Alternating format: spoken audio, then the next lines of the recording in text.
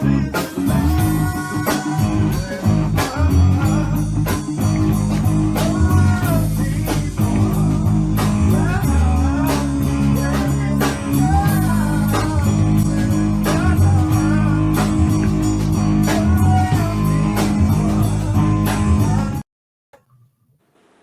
hey, hey, y'all. Hello. How you doing? We back. We We're back, we back, we back. back. Hey, everybody. Thank you for joining us. You have just tuned into Where is the Love? I am your host, Stephanie Hockenhall. And your co-host, Adisa Karanja Malik here, aka Gene Williams. You know, same thing, different You got energy. You dig? you got promoted. You're a host. Hey. Okay. I mean, well, let's go then. I'll take that. So two hosts. Host with an S on the end. Right. So, y'all, again, thank you for joining us. We've been off for a few weeks, but we are back. We're back. We're back. And we are still talking about shadow work. We got to get this work. Yes, Lord. So important. Yeah. So, a lot has happened. I'm excited to share. I've been doing a peace journey for Where is the Love, or for Love Misunderstood Institute, our nonprofit organization. It's a 30-day peace journey where I've been sharing information with people about how to obtain peace, sharing tips and techniques. And today is day 28, Yeah. day 29. I think it's day 29.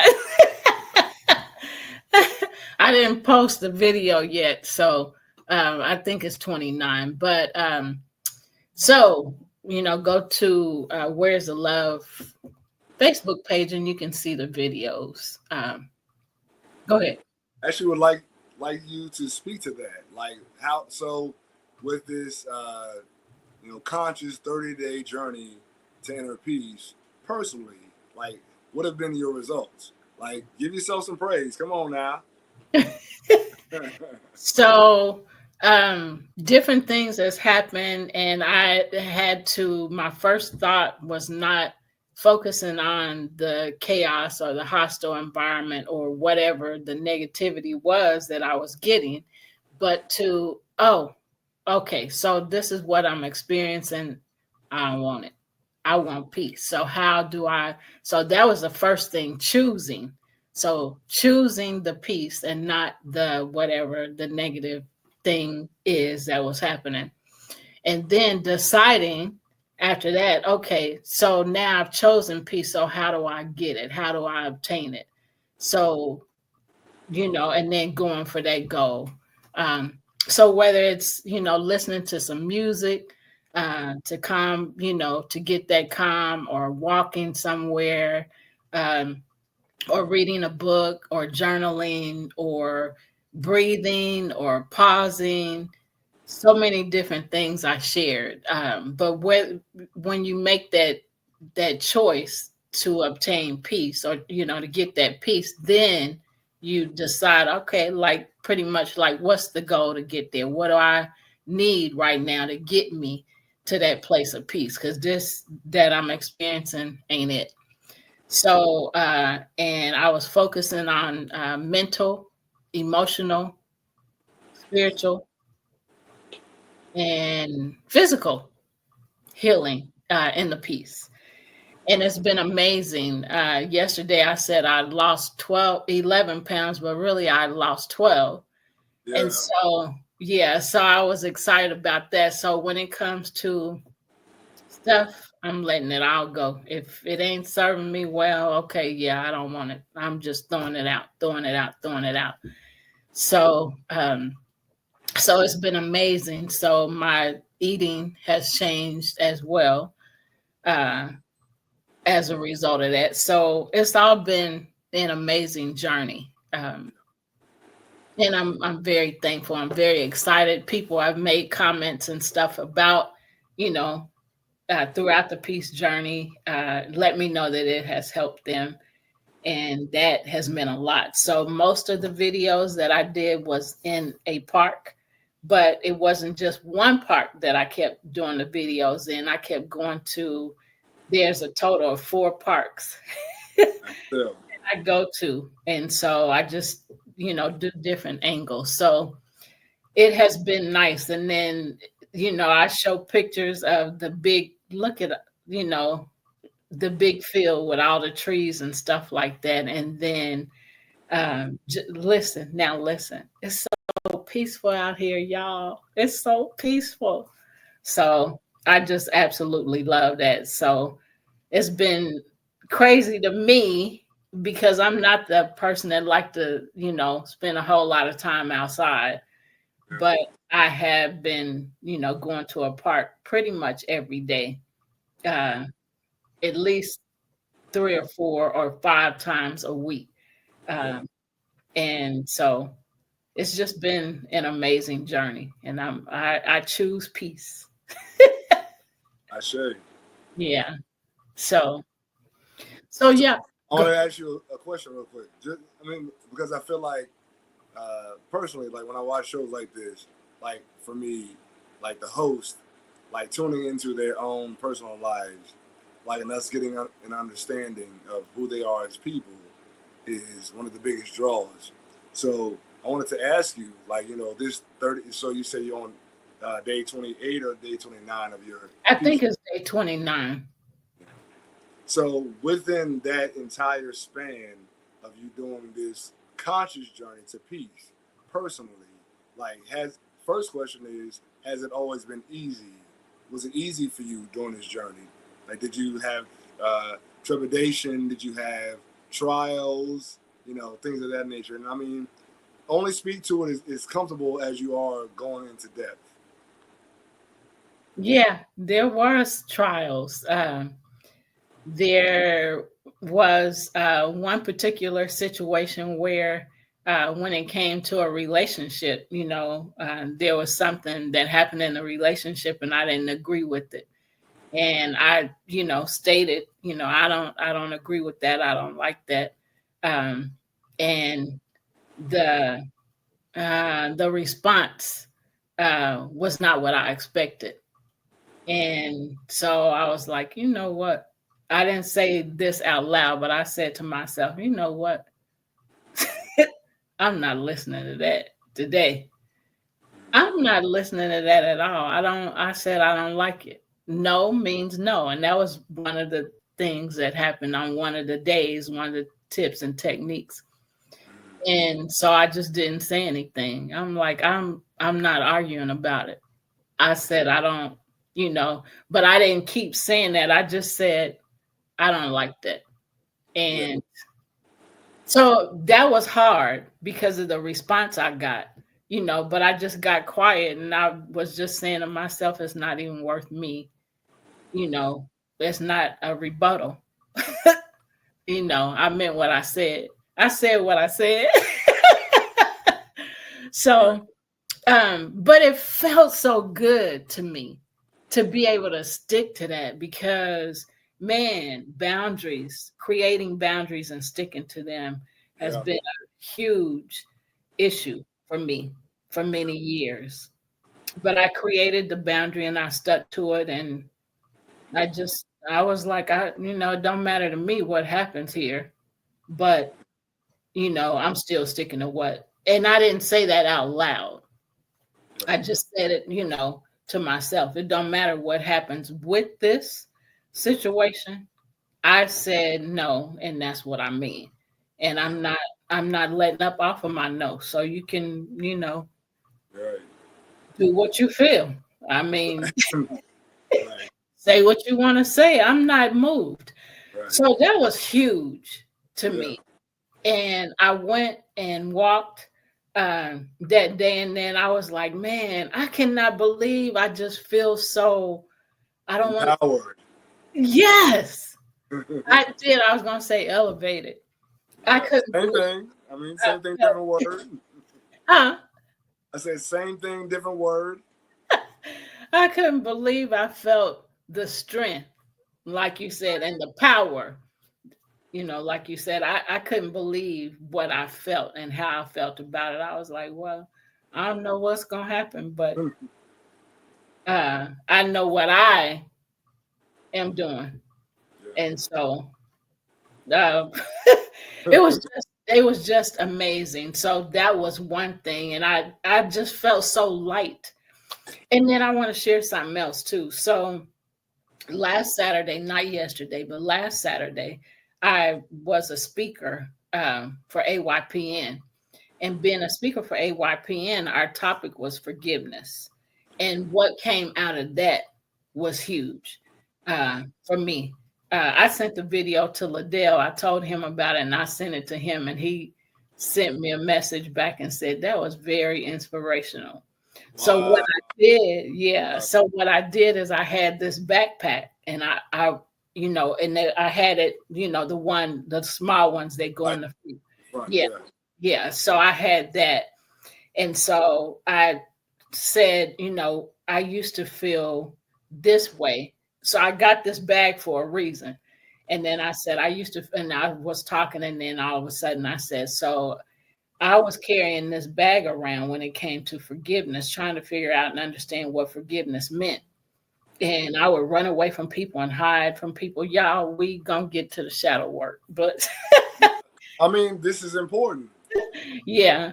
So I just said, I used to carry around stuff because I always thought forgiveness meant reconciliation. I gotta reconcile with them, and they ain't ready to change. They don't even feel like they did anything wrong, or like what they did or said was wrong. So I don't want to go around them and they keep treating me the way, that they were. So I felt like hiding was the answer, staying away from them as much as possible.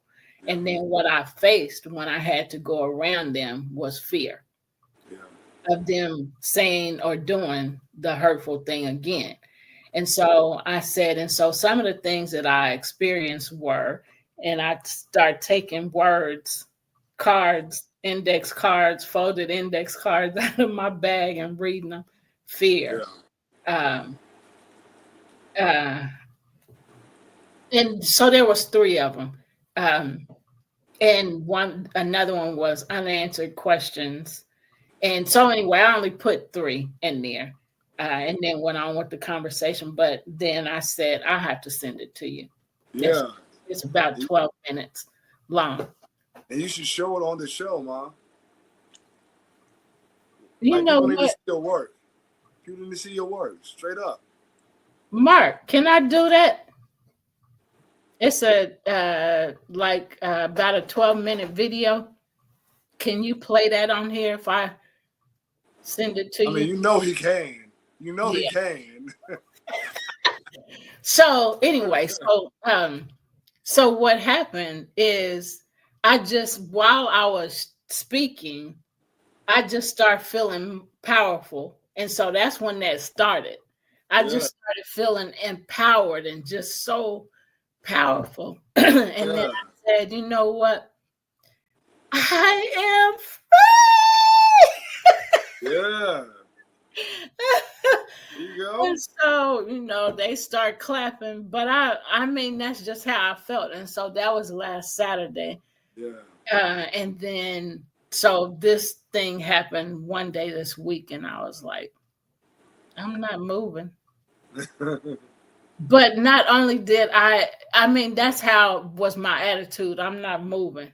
I didn't say the words. I just got quiet. Yeah. And it hurt because here I am fighting with, okay, you're gonna respond and do like you used to do, cry and pull away. No, I'm not. I think I know what you're talking about. Yeah, I'm not I'm not doing that either. Yeah. So I was in my quietness, that was my war, Yeah. my tug of war. Mm. Yeah. So go ahead. Well, so like that's actually a great point. And this, I mean, it's kind of like an offshoot of shadow work, but like realizing that you don't always have to respond to people's uh, actions or reactions. Um, as long as you're always like balancing your approach. Like, understand that this person has their own mindset, and you also have yours. But you know, either we can meet in the middle where it works for both of us, or I can hardcore like create mad boundaries and like, hey, I can't do this beyond this point. Like, this is not cool for me, and this is the just the law as it pertains to me as an individual. Um, and you have to do that with people, you know. Yeah. But as long as you're equal with, like, I'm gonna honor you as you honor me, and we gotta find what that looks like, you know, the in between of it all. But yeah, I mean that's powerful. You have to absolutely like, hey, I listen. You done this. I ain't like it. It made me feel like this, and I would like this as a result. And either we can deal with that or we can part ways. And it's not personal. Yeah. It's like there's a business of me honoring who I am and what I'm going to take from you and anyone else. It's a personal business, and I don't have to bow to you because that's what you want. Like, it's not a disrespect at Yeah. all. Yeah. It's me respecting myself. Yeah. As long as I don't put you down and like try to step on your head to make me look better, because that's not a balance. Yeah. Like, that's a narcissistic uh, Move. situation. You know what I mean? So the goal is to always honor yourself, but also honor the people in your life. But it has to be equal. Yeah. That, to me, that's what the scripture talking about, being equally yoked. It's not just the person that you're married to. Like, a relationship that you have, Yeah. anyone, is a Yep. marriage. Yep. Period. Yep. Friendship, mother daughter, mother son, father son, all of those relationships, those are a marriage of sorts. Yeah. So we have to honor each other equally, or there's no benefit to the relationship. Yeah. And energically, when we interact with each other, it is a marriage of sorts. So yeah, we always need to honor the other partner. Um, yep, that's my spiel. Yeah. It was amazing to me because of all the things I was feeling about it. I wasn't mad, you know, and that was crazy too. You Yeah, know, I wasn't mad about it. I just, but so when I did a video after I walked, because I'm getting away from that, but when I did the video after I walked, then I was like, y'all, it don't matter what kind of relationship it is, whether it's family, whether it's a friend, whether it's a working relationship or an intimate relationship, they are all relationships. And because they are all relationships, we have to still, choose what we want out of it. If it's not peaceful and I want peace, then, and I didn't say this, but then you have to demand peace. And so, in demanding peace, you don't have to be ugly, like all the stuff you just said. Be nice about it. Well, this is what I'm doing. And so, what I was feeling is, however this turns out, I'm okay with it. That blew my mind. I was like, oh my gosh, am I really feeling this? the power, the power. I'm taking your life So, back, man.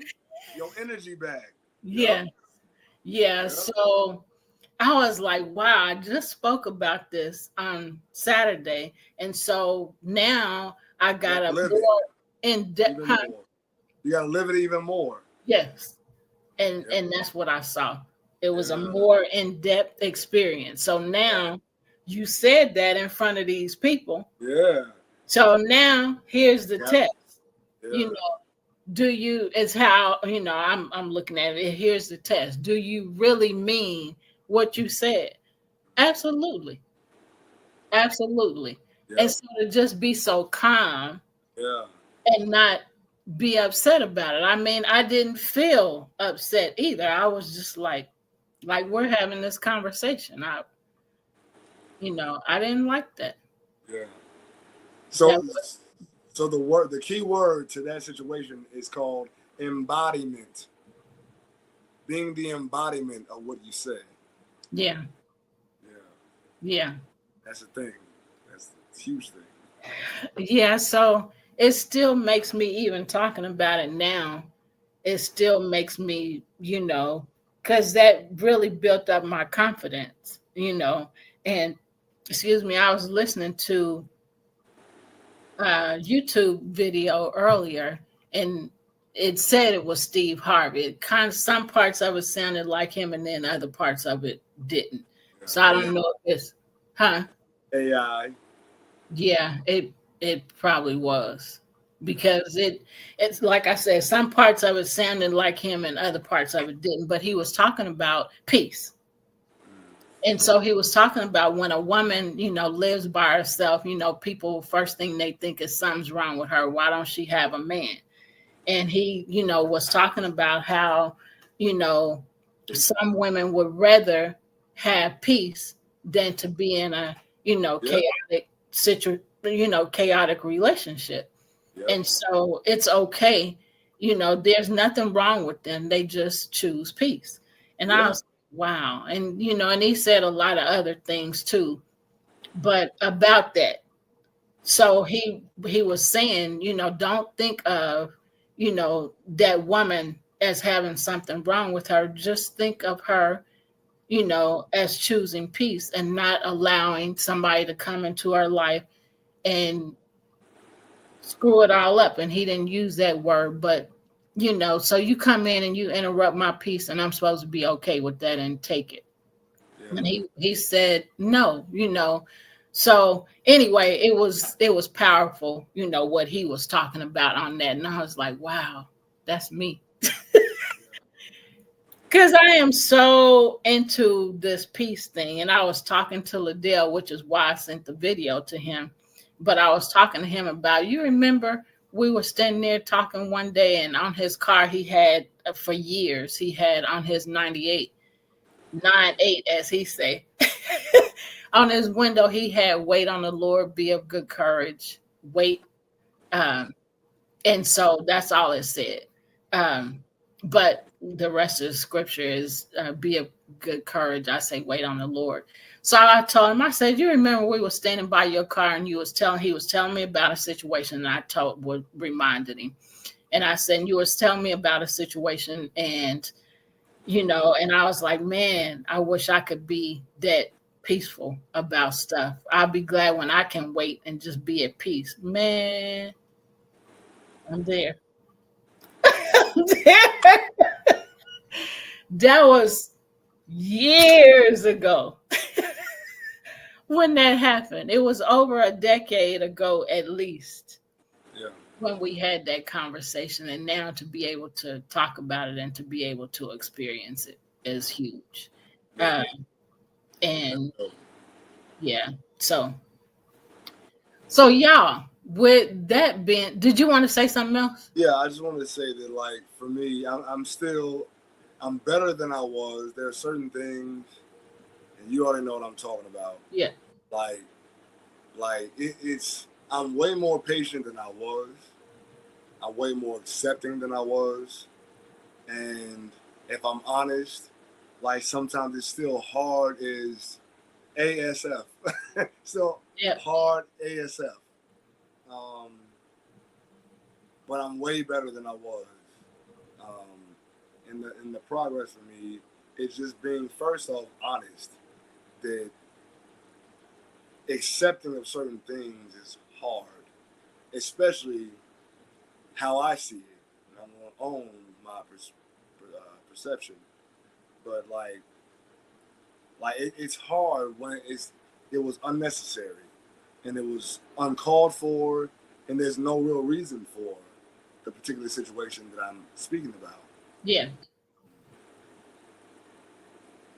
So the hardest part is accepting that this is how it is right now, and also knowing in hindsight that nothing stays the same. Right. Everything is cyclical. Everything has its high points, its middle points, its low points, and it's looping back up to, the top of it all. Yeah. So, like that, just realizing the cyclical nature of life itself and relationships with people, it takes a lot of just accepting that things are the way they are right now and understanding that things do change. Like that is the reality of life. Yeah. Um, and just coming to terms with that. Because you can look at a relationship and be like, oh, it was amazing at this time and there's no separation and da da da da da, and then all of a sudden it's like, okay, things are going down and now we're not talking as much. Then all of a sudden there's a absence of communication, but then it goes back around again. So just understanding that life itself is cyclical. It does not go in a straight line, and actually, to me, that's a great thing if you think about it from the theoretical, the theoretical and conscious mindset. Like that looks cool, because I mean, linear. Like if you have an issue, then it may never end. Like this is a straight line. You have it. My goodness, sorry. Hey, feels like smack. Stella didn't come running. No, it was just the music stuff. No, I know what you did, but I said Stella didn't come running when that happened. Nah, she knocked out. She full. She got the itis right now. Her belly is full. So she gonna leave me alone right now. Later on, she'll be like, "Hey, how you doing? You gonna feed me something else? Can I have a snack or something? You eating? Can I have some more? Not of my food. I'm greedy. I can be vacuous with my eating process." Mark said she having dog-itis. Yes, she's deep in the itis. She's deep in the itis right now. Hey, give me a second. I'll be right back, y'all. Okay. So, y'all, I'm gonna go ahead and start with our episode. So it kind of ties into what our conversation has been. So this is episode 114. And we're talking about shadow work, which is part of ourselves. It's the part of ourselves that we repress, we deny, or are unaware of. And so that's what shadow work is. It's nothing scary. It is exactly what I just shared. So I'm going to share 5 tips for starting shadow work. And hold on a second. 5 tips of shadow work. So be aware of how you respond to these things. These are tips on starting shadow work. So it's easy to repeat bad habits when taking on new challenges. So try these tips to keep moving forward with your shadow work. Keep an open mind. That's 1. Number 2, practice self-compassion. Number 3, be patient with yourself, both during the exercise and throughout your journey. And number 4, carve out time to focus on your shadow work rather than multitasking. Just focus on the shadow work. And then number 5, take time to reflect on your progress. So those are our 5 tips to keep moving forward with the shadow work. Implement shadow work to improve your well-being. The only way to live authentically as yourself is to discover and accept your shadow self. By accepting yourself fully, you can not only improve your own wellness and mental health, but you can also be ready to accept others for who they are too. Y'all just heard what we just shared. Right. So you want to add something? Yeah, definitely. So I want to go actually back through the 5. Like the biggest point of keeping an open mind is understanding that when you start to shine light into the shadows of yourself, there's going to be parts of yourself that you don't want to see. Yep. and trauma that you may have experienced in the past that you don't want to dredge up again. Yeah. But if you want to heal, you have to. In all caps, you have to. You have to continue to shine light into it and then process and transmute that energy into the whole of yourself in order to be whole. So again, keep an open mind. You're gonna see some stuff in those shadows that you don't want to see. Yeah. And that's what a lot of these horror movies are about. That's why I love them so much. Because you see the gore and whatnot, and you think that that's the whole story. It's really the people who are experiencing trauma, who hide from it, who in these horror movies have to address it head on. They don't Yeah. get to hide from it anymore because the horror of themselves is coming for them. Yeah. So that's how I see those movies. Wow. Thank you, Mom. Thank you, and thank you, Frank Johnson. Also, because it was you two who like kept me. I was like, I ran away from it for a long time. I was like, he was like, yo, watch this, and I was like, oh, I see the implications. I see the deeper layers. Wow. And that's where it went for me. And you know, once I do that, I'm gonna dive deep. I'm gonna investigate. But once you get into opening your mind and seeing who you are in your shadows, then practicing self-compassion is huge because you're going to see parts of yourself that are scary to you and that are foreign. And because of your conditioning, you will be prone to want to push away those aspects of you, but they are aspects of yourself. They are parts of your whole being. Yeah. So you have to transmute that energy into that shadow energy into something that is positive for you to use to empower yourself going forward. Every aspect of yourself is useful in one way or another, and there's layers of that message I can say. But as long as who you are is not detrimental to anyone else and using anyone else against their will, then it's a good part of you. And even those parts of you, you can figure out what they are, transmute them into something positive by shining light on them, the light of your consciousness, onto them. And it makes you better to understand who you are. And then still always treat people like you want to be treated. The golden rule. Do unto others as you would have them do unto you. Which means treat them like they want to be treated. You dig? Yeah. So Mark said something earlier that I didn't read, but what you just said, it ties into that. So earlier he said sometimes there's fear of how they will manipulate the response. Um, and then he also said the shadow knows, just like the old TV show. There was an old TV show. I don't know if you, it's older than me. But that's the name of the show, The Shadow Knows. Okay. Yeah, so he said those two things. I wanted to add that in. Um, so go ahead. I wanted to go back down, so I'm on 3. Okay. Be patient with yourself because healing. So let me finish it.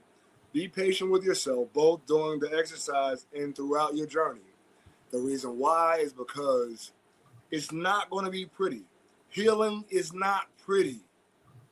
Like if you get a wound, if you get a cut on your skin and it's open wide, then your skin has to create pus and other things. And then once it comes together, it's going to create a scab that seals it. That is not pretty. Yeah. It's not pretty, but it's effective. It creates a healing process. So when you're going through healing, understand, and even if it's emotional and mental, it's going to get ugly at some point. Just stay the course. Yeah. Trust the end result. As long as you're doing what you're doing for the process of healing and not harming yourself or anyone else, then it will come to the point of healing because you made a conscious decision to heal. Yeah. And being patient with yourself. is one of the biggest processes. Yeah. So carve out time to focus on your shadow work rather than multitasking.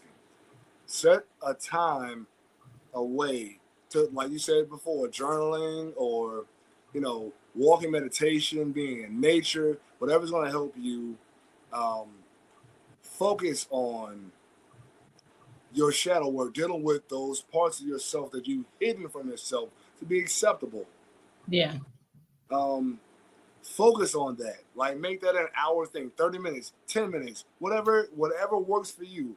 Like there's no hard uh hard system that says you gotta do it this long. You gotta do it an hour a day. You gotta do it 3 hours a day. You gotta do it every task you do. I mean, once you do it for, let's say, 10 minutes, you do that work for 10 minutes every day, then that work follows you throughout the day. The evidence Yes. of that So work. yeah, exactly. So because you tune your conscious and unconscious mind into that one thing, then it follows you throughout the day for you to be more aware, and you don't even have to consciously. Oh, I'm gonna do this. I'm gonna do. You know what I mean? It's more like your mind and your body and your heart, and your cell memory remembers that Yeah. declaration, Yeah. declaration to yourself to remember this action. I'm going to remind myself of this with every action that I do. So when I interact with people, they may not be, I don't know, favorable in the moment. You also are aware of, okay, so this part of myself needs to exercise this. But also in this particular situation, I need to act like this. I mean, it's multi-level, multi-layered, and complicated, but Yeah. also not so. As long as you keep integrity with yourself, at that point, that's the most important thing. And so, and the last but not least, like you said, take time to reflect on your progress. So again, with the recorded uh, uh, journal or diary or a written diary, whatever works for you. Do that for sure to make sure that you download the information and the progress. Watch the steps that you made because it makes you more uh, disciplined or more focused on taking conscious steps towards your healing when you consciously take time to reflect on your progress. So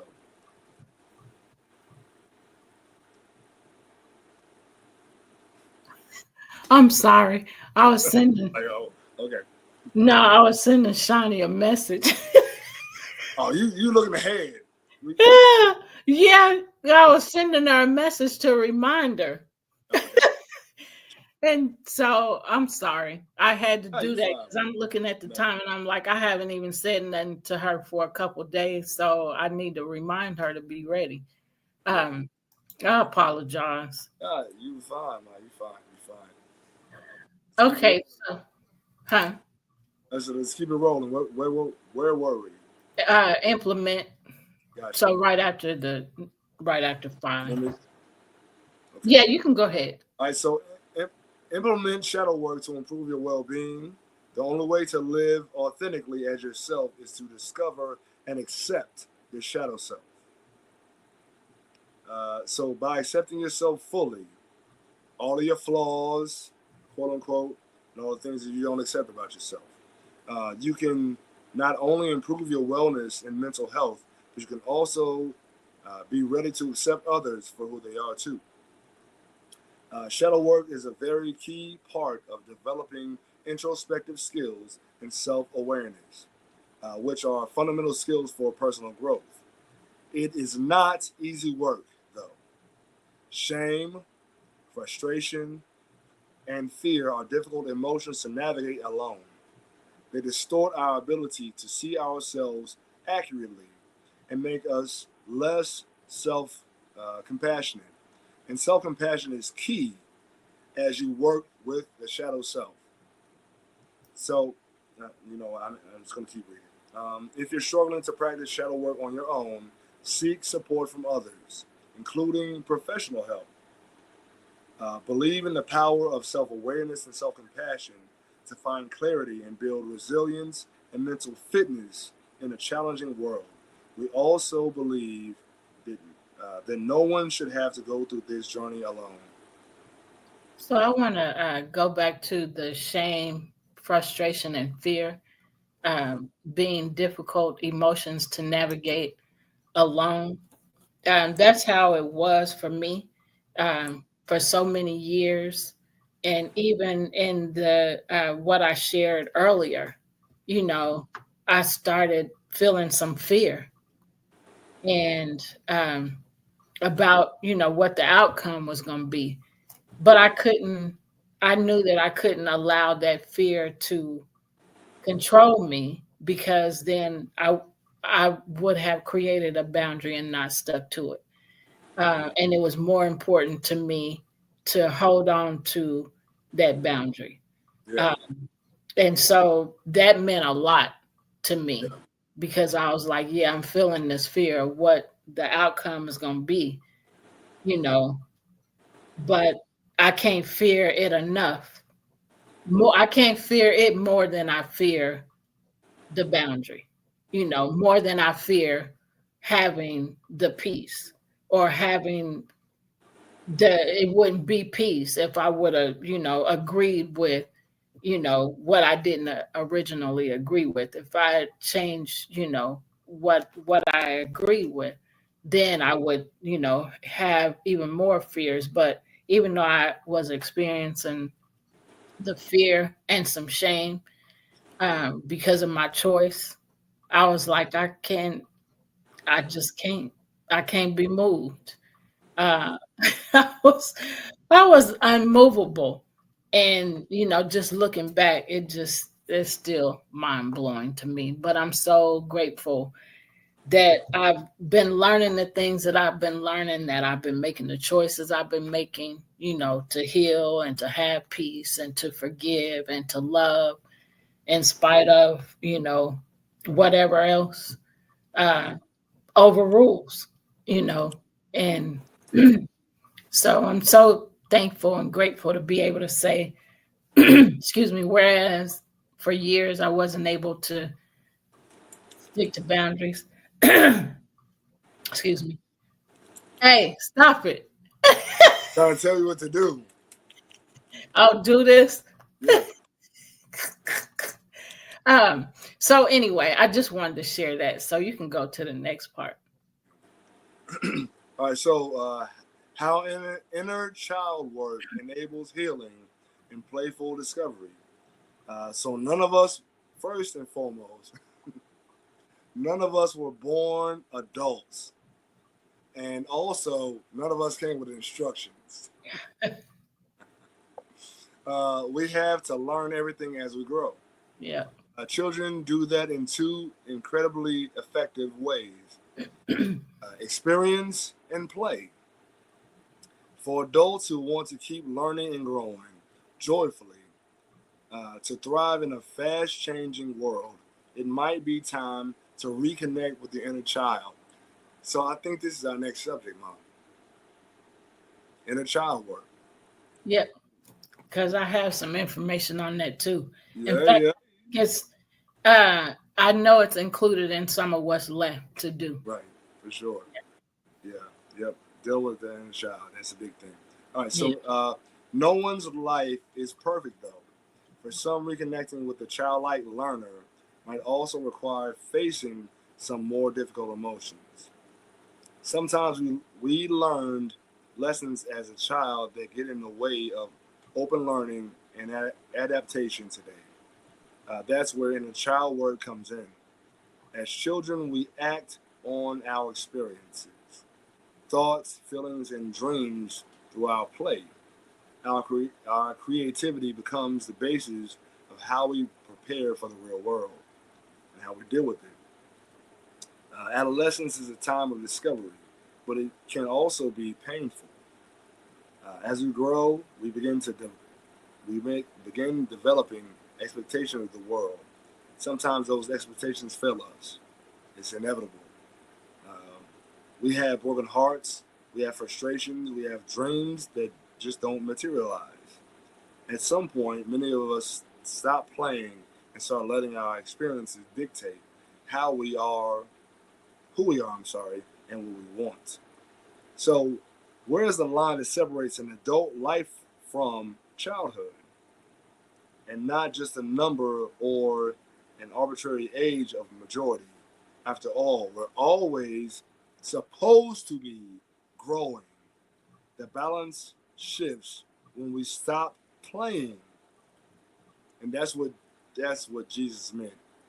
Suffer not the child to come unto me. Yeah. Always the part of discovering, always growing, always learning, always seeking knowledge, because at childhood you are still forming who you are. Yeah. And as long as you always have that childlike wonder within yourself, you will never be wanting, because you will always be discovering and realizing also that as much knowledge as I have, the whole still escapes me. And as I grow, I'm still a child in adult form, Yeah. and God in physical flesh form. That's how I see it. Inquisitive child. Yeah, always. You're supposed to be. When you Yeah. stop being inquisitive, you stop growing. Yeah. It's when you're flexible that you're able to deal with the trials and tribulations and the winds and turbulence in life. You Yeah. bend. Be more like bamboo than the oak. I mean, this is Lao Tzu now that I'm talking. Lao Tzu said, the oak tree, I'm paraphrasing, is the bamboo that always moves, and it allows the winds to bend them and they come back because they're flexible. But the oak tree stands firm in times of the storm, and when the strong wind comes, it breaks it. So that's how you have trees that fall in strong windstorms. And I mean, again, it's metaphorical, but Yeah. the message, again, because all all spiritual practices move in more of a fable form than literal. We're not supposed to be exoteric and believe everything from a literal standpoint. Like, these stories are told to bring a story to your mind, for you to open up and realize that, like, these stories are open to interpretation. There are certain elements that tell you that if you're stiff, I'm firm on this. I only believe this. This is all that I see. Then once strong winds come to show you that there's a different possibility, you'll break and you'll Yeah. fall apart. But if you're open and you're fluid, then you'll do this with the winds. And when the winds stop, Yeah. yeah, That's good. exactly. That's good. When the wind stop, you stop. Yeah, exactly.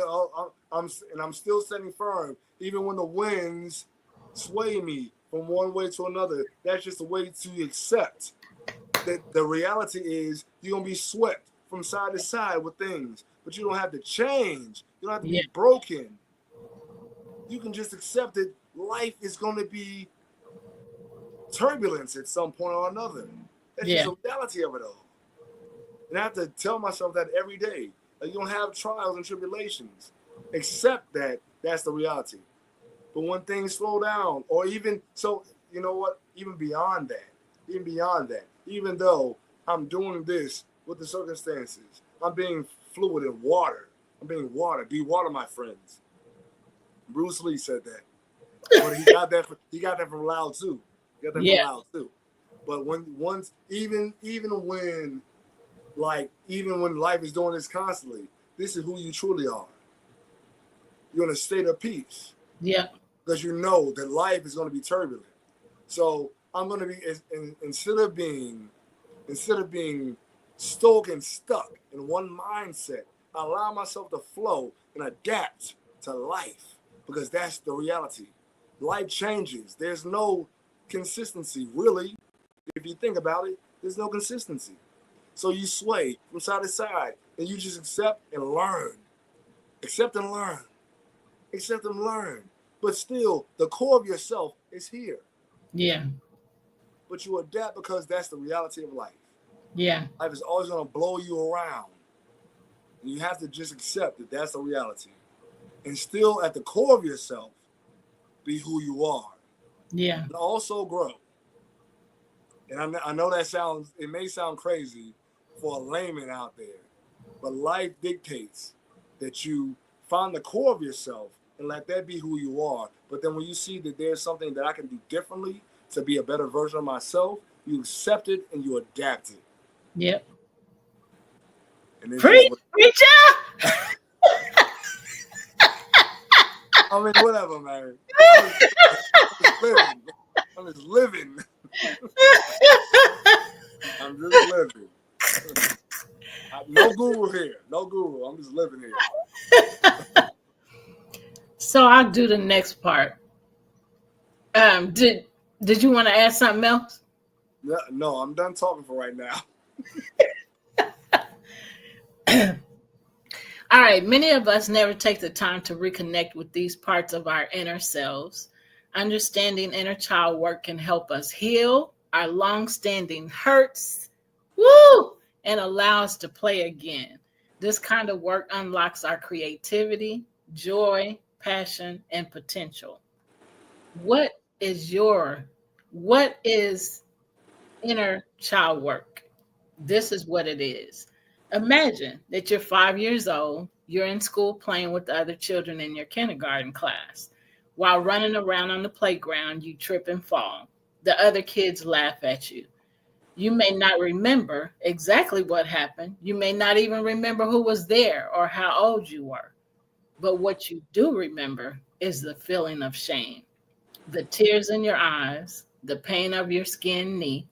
You may even remember saying to yourself, I'm never going to make a fool out of myself like that again. Yeah, The man. knee may, huh? No. Go ahead. Go ahead. The knee may have healed, but you're dragging the scars into adulthood. You're no longer in control. 20 or 50 years later, your inner 5 year old is still running the show. Even when it might work to your advantage to take a risk, you can't let go of what happened on the playground, even if you don't remember it. You want to add something? Man, like, yeah, we're gonna have to deep dive on this one, man. 'Cause, like, yeah, like we tend to do that. I tripped, and like, and so there's two versions of this, at least two. Like you always have the polarity.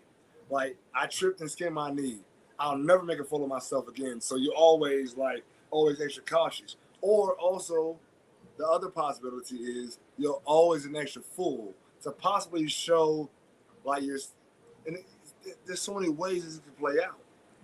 Like you do something that makes you look like a fool, and it's like what they laughed and people seem to like me afterward. You may have the original feeling that I don't want to get a fool out of myself anymore, but people will be like, "Oh, that was funny as I don't know what." So and now you feel like you got to live up to that. Yeah. So there's always a dichotomy. Yeah. People react to things differently. Yeah. Man, the programming, like when we begin to become socially conscious, like that's another topic, social consciousness. Um, like just being aware that people are paying attention to you, and now that you've done something in the public eye, and they judge you or they view you a certain way, uh, that is out of your control. Because like I can guarantee that if you tripped and skinned your knee, like you didn't intend to do Yeah. that. That was a natural situation. You tripped Right. and skinned your knee, and now they call you the trip kid. You know what I mean? Just for instance. So uh, and then it also goes back into like us programming ourselves to see ourselves how other people see us, as opposed to how we see ourselves. Yeah. You get to a certain age, you become socially conscious, and like, is it really working for you? Social consciousness as opposed to how you see yourself and Yeah. individual consciousness. Yeah. So, that's a whole other thing. So, what you shared about, like the child, for example, saying something. So, in the fall, that shame made the kid, for example, feel unaccepted. And Right. so, when the kid, in the example that you use, when the kid, starts, says something funny, and then a bunch of people laugh, then you can automatically start thinking, oh, so that makes me feel accepted. So now I'm gonna do more of that. And Right. so you become a class clown, or you just become a comedian constantly telling jokes For and attention. then, huh? Looking for attention. Yep. And you telling jokes, and maybe you start putting people down in your jokes, and everybody's laughing. So then with that, you're bullying, because you're, able to control the people's emotions and get laughter. And so it, becomes a whole nother thing. So on this hand, I was unaccepted and felt ashamed and embarrassed and angry. And but then when I started doing this is where my acceptance was. So I'll do more of that and I'll be accepted. But really, are you accepted? I mean, Right. are you accepted inward? I mean, outward, yeah, you're accepted by people, but inward, what's going on inside? And Hey. that's part of where that inner work needs to come in, because what am I really feeling? Who am I really, you Yeah. know, on the inside? You know, go ahead. So so going into that conversation, like a lot of comedians and a lot of actors as well, um, like take being treated like crap and flip it on the perpetrator in a comical way. And so like they made the bully feel like crap because they made them feel like crap. And they became comedians. I mean, there's so many comedians that I can, like Kevin Hart, Jim Carrey, uh, man, I think most of them like took the ranking, we call it ranking, roasting, whatever. They took that process and deflected it back onto, projected it back on, sorry, projected it onto the person who did it to them, Yeah, uh, in a way that was, comical, and that's how they built their career. So like, there's a whole culture, cult culture of us reflecting back onto people who treated us wrong, in a way that's comical to be accepted. But most people who are comedians are very sad people, and yeah, actors as well. I mean, most of us. I mean, if we're honest, most of us are sad a lot of the times, yeah, and we don't even like really deal with it. We don't talk about it, but it's a reality to us as a person. yeah, Uh, and that's another thing that I really deeply feel like needs to be broken down. Like we all have our sad moments within, maybe within a week, maybe within a few days, or maybe every day at some point. We all feel sad about something, yeah, and that needs to be normalized. Like, you feel sad sometimes. yeah, It's not a knock on you as a person. right, You feel sad yeah, as long as you can. Now, not as long. That's a reality. Period on that one. Now, or however, comma, we can we can. I'm trying to get the language right because it's important. Like, we often in this society we sling words around yeah, without conscious effort, yeah, and I want to do my best to be very conscious about the way I use my words. yeah, So we all deal with trauma. We all deal with sadness, and it's normal. yeah, We just need to figure out a way to constructively deal with the sadness that we feel, because you acting it out on someone who may not need it because you can't process your own right, is a slight to you and them, yeah, because we're all stronger than that. We all have choices. yeah. Our but time it's is up. important for us to be aware of who we are. And yes, we're almost at the time. This was a really, really good conversation. And thank you for it. Y'all, we will be here next Sunday at the same time, same place, 5 p.m. Central Standard Time. See you then. Take care. Sending you peace and love.